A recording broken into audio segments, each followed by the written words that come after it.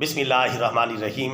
برادران اسلام، ذی الحجہ کے جو پہلے 10 دن ہیں، اللہ عز و جل اور اس کے پیارے رسول صلی اللہ علیہ وسلم کی تعلیمات کے مطابق یہ اتنے قیمتی ترین دن اور راتیں ہیں کہ ان دنوں کے اندر کیا جانے والا نیک عمل باقی تمام ایام میں کیے جانے والے نیک اعمال سے بڑھ کر ہے۔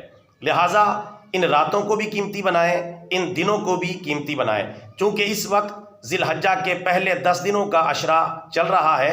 ان کے دن بھی قیمتی ہیں اور ان دنوں کی راتیں بھی قیمتی ہیں۔ اس حوالے سے اللہ تبارک و تعالیٰ کا فرمان عالی شان سماعت کریں جو سورۃ الفجر کی ابتدائی آیات میں ہے۔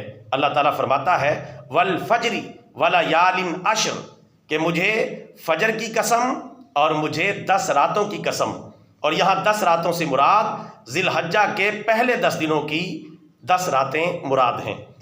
اللہ تبارک و تعالیٰ جن راتوں کی عظمت کو قسم یاد فرما کر بیان فرما رہا ہے، اس سے آپ اندازہ کر لیں کہ یہ راتیں اور دن کتنے قیمتی ہیں۔ دنوں کے حوالے سے خاص طور پہ پیارے نبی صلی اللہ علیہ وسلم کا فرمان عالی شان صحیح بخاری کے اندر موجود ہے۔ صحیح بخاری کی حدیث شریف نمبر 969 کے مطابق حضرت عبداللہ ابن عباس رضی اللہ تعالی عنہما روایت کرتے ہیں کہ پیارے رسول اللہ صلی اللہ علیہ وسلم نے ارشاد فرمایا کہ ذی الحجہ کے پہلے 10 دنوں میں کیا جانے والا نیک عمل دوسرے تمام دنوں میں کیے جانے والے نیک عمل سے زیادہ بڑھ کر ہے، زیادہ برتر ہے، اور دوسرے دنوں کا کوئی بھی نیک عمل ان 10 دنوں میں کیے جانے والے نیک عمل کا مقابلہ نہیں کر سکتا۔ صحابہ کرام نے عرض کیا یا رسول اللہ صلی اللہ علیہ وسلم، کیا دوسرے دنوں میں کیا جانے والا جہاد فی سبیل اللہ کا جو نیک عمل ہے وہ بھی ان دنوں میں کیے جانے والے نیک اعمال کا مقابلہ نہیں کر سکتا؟ تو آپ صلی اللہ علیہ وسلم نے فرمایا کہ نہیں، وہ بھی یعنی جہاد فی سبیل اللہ بھی ان دنوں کے نیک عمل کا مقابلہ نہیں کر سکتا، سوائے اس کے کہ کوئی مجاہد اپنا جان اور اپنا مال لے کر اللہ کے راستے میں نکلے اور سب کچھ قربان کر دے، یعنی تب ان دنوں کے نیک عمل کے برابر وہ مجاہد بن سکتا ہے کہ جو اپنی جان اور اپنا مال سب کچھ لے کر اللہ کے راستے میں نکلے، اپنی جان بھی قربان کر دے اور اپنا سارا مال بھی قربان کر دے، تب اس کا یہ نیک عمل ان 10 دنوں کے اندر کیے جانے والے نیک عمل کے برابر ہو سکتا ہے، ورنہ نہیں۔ یعنی اگر وہ جہاد کے لیے نکلے، اپنی جان بھی بچا لائے، اپنا مال بھی بچا لائے، یا کوئی ایک چیز بچا لائے، تب بھی اس کا یہ نیک عمل ذی الحجہ کے یعنی جو پہلے 10 دن ہیں ان میں کیے جانے والے نیک عمل کا مقابلہ نہیں کر سکتا۔ تو برادران اسلام، اس سے آپ اندازہ کر سکتے ہیں کہ ذی الحجہ کے پہلے 10 دن اور پہلی 10 راتیں کتنی قیمتی ہیں۔ ہمیں چاہیے کہ ان 10 دنوں کو قیمتی بنائیں، 10 راتوں کو قیمتی بنائیں، ان میں فرائض کی پابندی کریں، واجبات کی پابندی کریں، سنتوں کی پابندی کریں، مستحبات کی پابندی کریں، نوافل کی پابندی کریں، شب بیداری کریں، اللہ تعالیٰ کا ذکر کریں، تہجد کی نماز ادا کریں، زیادہ سے زیادہ قرآن پاک کی تلاوت کریں، توبہ و استغفار کریں، صدقہ و خیرات کریں، دیگر نیک اعمال کریں، تاکہ ان 10 دنوں اور 10 راتوں کی فضیلت حاصل کی جا سکے۔ اور اگر اللہ تعالیٰ توفیق دے تو 9 ذی الحجہ یعنی عرفہ کے دن کا روزہ بھی رکھیں، کیونکہ عرفہ کے دن کے روزے کے بارے میں پیارے رسول اللہ صلی اللہ علیہ وسلم کا فرمان عالی شان صحیح بخاری کے اندر اور دیگر کتب سیاستہ کے اندر موجود ہے کہ پیارے رسول اللہ صلی اللہ علیہ وسلم نے فرمایا 9 ذی الحجہ یعنی عرفہ کے دن کا روزہ 1 سال کے اگلے اور 1 سال کے پچھلے گناہوں کو مٹا دیتا ہے۔ یعنی جو مسلمان 9 ذی الحجہ کا روزہ رکھے گا اس کے 1 سال کے اگلے اور 1 سال کے پچھلے گناہ مٹا دیے جائیں گے۔ یہ بھی ان 10 دنوں کی فضیلت کے اندر شامل ہے، چونکہ 9 ذی الحجہ بھی ان 10 دنوں کے اندر ہی آتا ہے۔ لہٰذا میرے بھائیوں، ان 10 راتوں کو قیمتی بنائیں، 10 دنوں کو قیمتی بنائیں، اور ان میں نیک عمل کرنا اللہ کو کتنا پسند ہے اس بات کا اندازہ اس بات سے لگا لیں کہ باقی دنوں میں جو نیک عمل کیے جاتے ہیں اللہ تبارک و تعالیٰ کو ان دنوں میں کیے جانے والے نیک عمل کے مقابلے میں وہ زیادہ پسندیدہ نہیں ہے، بلکہ ان دنوں کے جو نیک اعمال ہیں باقی دنوں کے نیک اعمال کی بنسبت زیادہ پسندیدہ اور زیادہ محبوب ہیں۔ اور یاد رکھیں آخر میں یہ شرعی مسئلہ بھی سماعت کر لیں، 9 ذی الحجہ سے تکبیرات تشریق کا سلسلہ بھی شروع ہو جائے گا، یعنی 9 تاریخ کی فجر سے لے کر 13 تاریخ کی عصر تک وہ نماز جو آپ جماعت کے ساتھ پڑھیں یا بغیر جماعت کے ساتھ پڑھیں، چاہے مرد ہو چاہے عورت ہو، اسے چاہیے کہ وہ تکبیرات تشریق پڑھے، یعنی جیسی فرض نماز پڑھے فرضوں کا سلام پھیرتے ہی اونچی مرتبہ ایک مرتبہ کہے اللہ اکبر لا الہ الا اللہ واللہ اکبر وللہ الحمد۔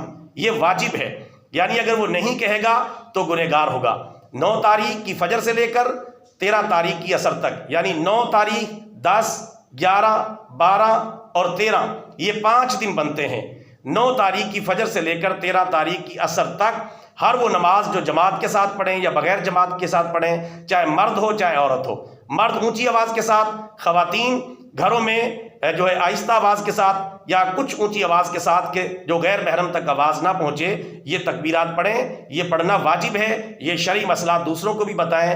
جو نہیں پڑھیں گے وہ گنہگار ہوں گے، اور جو پڑھیں گے وہ انشاءاللہ اللہ کی بارگاہ سے بہت زیادہ اجر و ثواب کے مستحق ہوں گے۔ اور ان 10 دنوں میں سے جو 10واں دن ہے اس کی خاص فضیلت قربانی کا دن ہے۔ عید الاضحیٰ کا جو دن آ جاتا ہے وہ بڑی فضیلت والا دن ہے۔ تو عید الاضحیٰ کے دن اللہ تعالیٰ کو قربانی کے عمل سے زیادہ کوئی نیک عمل زیادہ پسندیدہ نہیں ہے۔ اگر اللہ نے توفیق دی ہے تو قربانی ضرور کریں، اور اگر اللہ تعالیٰ نے یہ توفیق نہیں دی تو پھر اللہ تعالیٰ سے توفیق مانگتے رہیں۔ اور اگر اللہ تعالیٰ نے صاحب نصاب بنایا ہے، یعنی اس سال جو حکومت پاکستان کا اعلان ہے نصاب کا، وہ 1,03,000 روپے ہیں، یعنی اگر اتنی مالیت اس بندے کے پاس موجود ہے تو پھر اسے چاہیے کہ قربانی کرے۔ ضروری نہیں کہ مستقل جانور خریدے، بلکہ کسی قربانی کے جانور میں حصہ ڈال کر بھی قربانی کر سکتا ہے۔ تو کوشش فرمائیں کہ ان 10 دنوں کو اور 10 راتوں کو زیادہ سے زیادہ قیمتی بنائیں، نیک اعمال کریں، اور قربانی کے دن اللہ تعالیٰ توفیق دے تو قربانی بھی ضرور کریں۔